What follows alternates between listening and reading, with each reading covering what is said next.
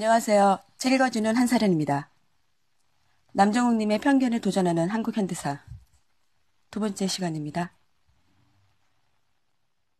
한국 현대사 어디서부터 시작할까? 풍경 하나. 5.16이 터지자 대통령 윤보선은 침통하게 중얼거린다. 올 것이 왔다. 누구는 쿠데타 정보를 들으면서도 걱정하지 말라고 했다느니, 누구는 수녀원으로 주랭랑을 쳐 숨어 있었다느니, 장명 총리와 함께 5.16 후일담처럼 회자되는 말 중 하나이지만 이 한마디에도 한국 현대사에 중요한 단서가 들어있다. 윤보선의 말을 꼼꼼히 들여다보자. 대략 세 가지로 설명이 가능하다. 1. 정부가 하도 부실하여 오래 못 갈 줄 알았다. 2. 박정희가 쿠데타를 일으킬 줄 알았다. 3. 군이 튀어나올 줄 알았다. 이제껏 윤보선의 발언은 2번으로만 해석되어 왔다. 뭔가 이상하지 않은가? 세상에 아무리 간판만 있는 정권이라 할지라도 권력이란 건 일반인의 상식을 넘어 존재하는 거대한 물리적인 힘이다. 그런데 쿠데타 조짐을 알고 게다가 누가 주동자인지 파악하고 있는 상황에서 그냥 방치했다. 이건 3살짜리 아이가 들어도 웃을 일이다. 만약 그랬다면 윤보선은 직무유기 차원에서 사형감이다. 마음만 먹었다면 박정희 하나 정도 잡아넣거나 억류하는 것은 일도 아니었다는 말씀이다. 답은 2번이 아니라 3번이다. 군이 어떤 방식으로든 행동을 개시할 줄 알았다는 얘기다. 그렇다면 참모총장 장도영의 발언도 납득이 쉬워진다. 내가 있는데 감히 어딜, 아마 이런 뉘앙스였을 것이다. 풍경 둘. 빠바바박 소리와 함께 체류탄이 터지기 시작한다. 순식간에 초여름 하늘이 체류탄으로 뒤덮인다. 저놈들 쏘지 말랬더니 오늘따라 더 작정하고 쏴대는 것 같다. 치약을 짜서 코 밑에 잔뜩 발랐지만 별로 효과가 없다. 랩으로 씌운 눈가는 쓰리고 따갑다. 파편이라도 박힌 것일까? 옆에 있던 친구가 외마디 비명소리와 함께 주저앉는다. 손을 잡아 줄였더니 괜찮다며 가서 싸우라고 손짓을 한다. 오냐, 오늘 목숨을 걸고 싸워주마. 힘찬 구호가 들린다. 한여리를 살려내라. 종천이를 살려내라. 짱돌을 진 손에 힘이 들어간다. 그렇다. 한여리를 죽인 SY44 최루탄이다. 종철이를 죽인 군부 독재의 최전선이다. 기꺼이 이 한 몸 던져 민주주의를 쟁취하리라. 손끝을 벗어난 돌멩이가 힘차게 날아간다. 박혀라. 멀리 날아가 군사 파쇼에 심장에 박혀라. 보르미아 전국에서 우리는 그렇게 싸웠다. 너나 할 것 없이 스크럼을 짜고 구호를 외쳤고 거리잠을 자며 싸웠다. 귀여운 여고생들은 먹고 싸우라며 김밥을 건네주었다. 넥타이를 맨 형님들이 어깨도 두들겨 주었다. 가끔은 이 아저씨들이 같이 구호를 외치고 전경들을 밀어붙이기도 했다. 온 국민이 한마음이었다. 인간이 던진 것 하나, 인간이 던진 것 맞나 싶게 초강속구로 돌멩이가 날아온다. 앞에서 방패조가 막는다고 하지만 가끔 사이로 빠져 다리에 정통으로 맞기도 한다. 망치로 두들겨 맞는 것 같다. 임을 위한 행진곡 노래가 시작되면 시위 개시 직전이라고는 예고다. 학교에서 내가 부를 때와는 완전 다른 느낌이다. 무섭고 두렵다. 오늘도 제발 무사히 다치지 말고 끝나야 할 텐데. 방석모의 방석복을 입고 화이발을 둘렀지만 정작 시위대와 마주치면 그게 다 말짱 헛것이라는 거 아는 사람은 다 안다. 어디서 쇠파이프가 튀어나올지 모른다. 언제 화염병의 불길이 내 몸을 타고 오를지 모른다. 대체 전두환은 왜 그런 짓을 저질러서 우리를 이렇게 골탕 먹이는 것일까? 그리고 저 구호는 대체 뭐람? 종추리와 한연희를 살려내라니. 제발 생물학적으로 가능한 요구를 해라. 그나저나 걱정된다. 어제 정면으로 붙은 바람에 제일 앞줄 학생놈 발등을 방패로 찍어버렸다.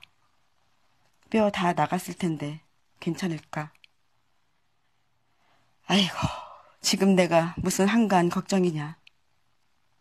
내가 지금 순국할 판인데 똑같은 젊은이들이 표를 갈라 하나는 죽으면 열사, 하나는 순직인 이 역사적 아이러니를 누가 내게 설명 좀 해주겠니?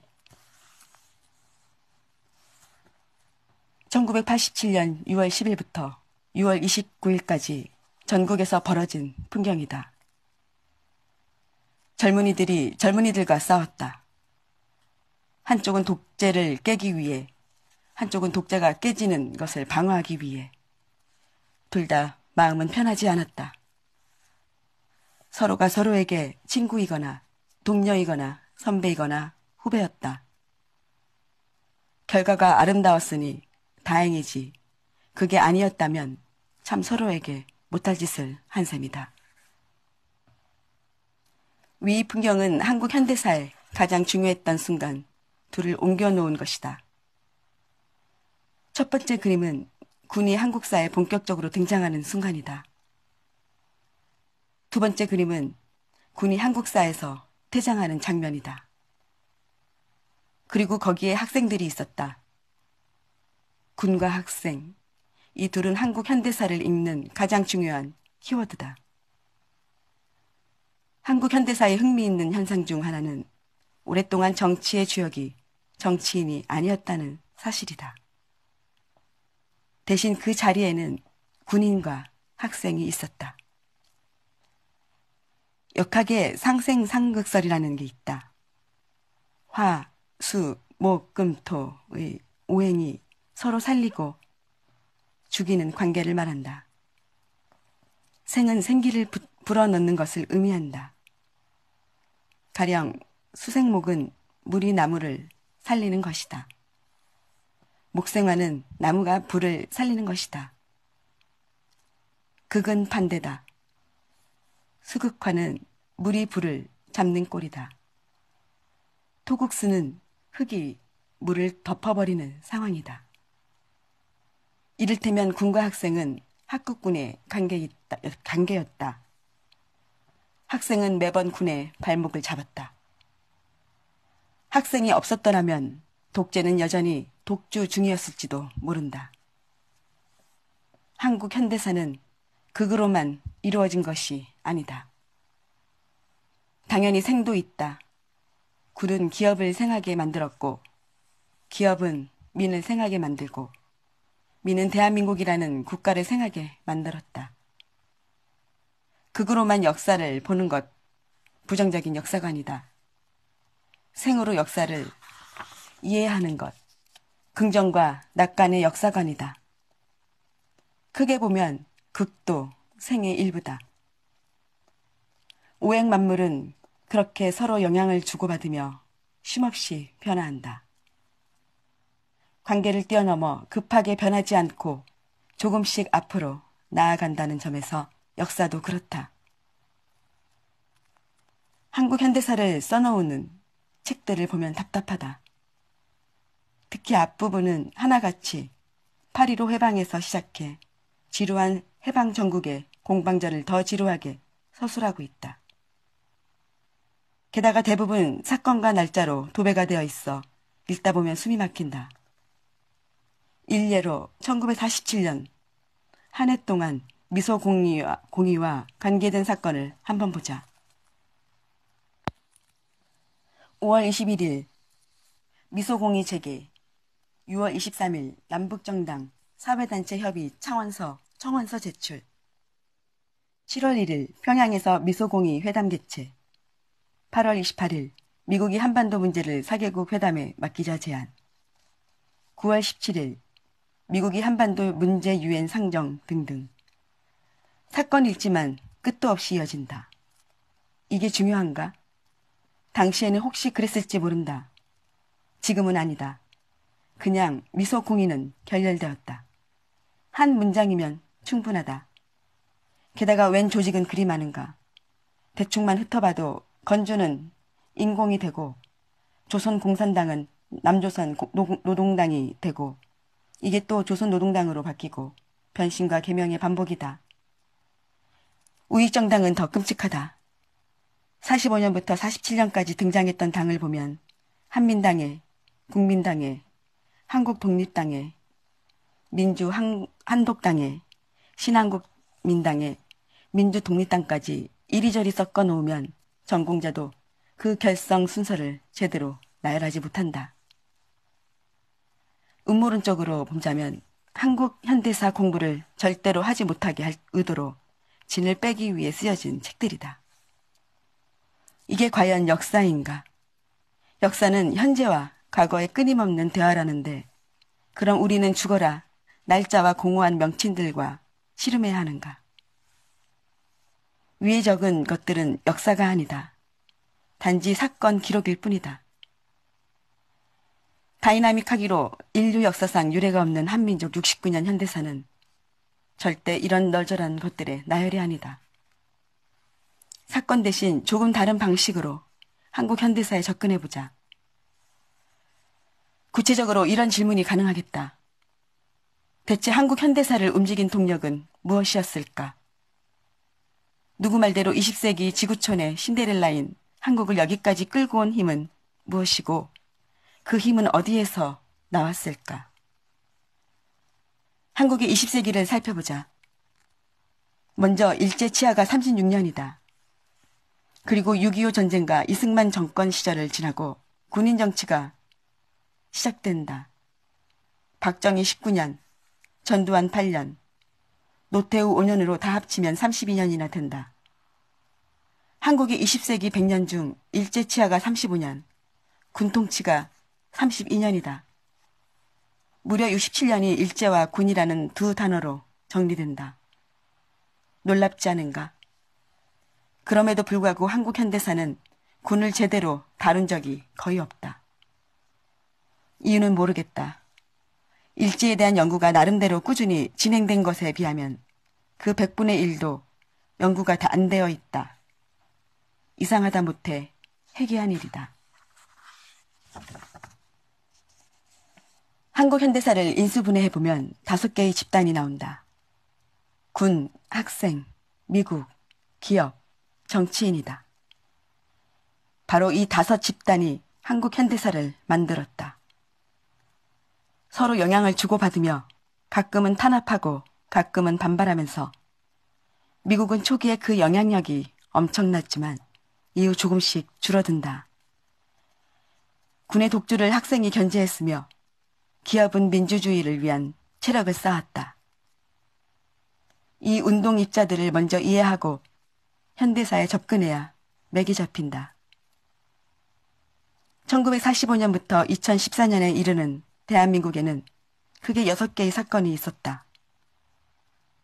한 번의 전쟁과 2번의 쿠데타, 그리고 3번의 혁명이다. 전쟁은 6.25다. 쿠데타는 10월 유신과 12.12 쿠데타다. 그리고 3번의 혁명은 4.19 학생혁명, 5.16 군사혁명, 그리고 87년 6월 시민혁명. 오해 있을 수 있다. 5.16 혁명이라니 무슨 강아지 짖는 소리냐고 하실 분이 있겠다. 역사에는 원근법이라는 게 있다. 멀리 있는 것은 멀리 있는 대로 봐야 하고 가까이 있는 것은 현재의 시각으로 봐야 한다. 원근법으로 볼 때 5.16은 혁명이다. 이 부분은 나중에 자세히 설명하겠다. 2차 세계대전이 끝나고 신생국들이 잇따라 독립하거나 생겨난다. 무려 100여 개의 국이다. 대부분의 나라에서 군은 중요한 위치를 점했다. 조직적이었으며 물리적인 힘을 가지고 있었다. 실제로 군부가 권력을 잡은 나라도 여럿이다. 그런데 왜 그들은 자기 나라를 근대화시키는데 실패하고 독재라는 어두운 그림자만 역사에 남겼을까? 한국군은 6.25 전쟁을 통해 양적으로 급속히 성장했으며 미국의 전폭적인 지원으로 질적인 발전을 이뤘다. 이게 다른 신생국과 한국군의 차이점이다. 무식하고 힘만 센 군바리들의 나라가 아니라 군이 그 나라 최고의 엘리트였던 나라의 차이다. 그래서 한국 현대사의 첫 번째 핵심 키워드는 바로 군이다. 1960년대의 군은 지금의 군이 아니었다. 장담하건대 군을 알아야 군에 대한 분석이 끝나야 한국 현대사를 제대로 이해할 수 있다. 한국군의 생성 과정을 통해 현대사의 도도한 흐름 속으로 들어가 보자. 네, 여기까지 하겠습니다.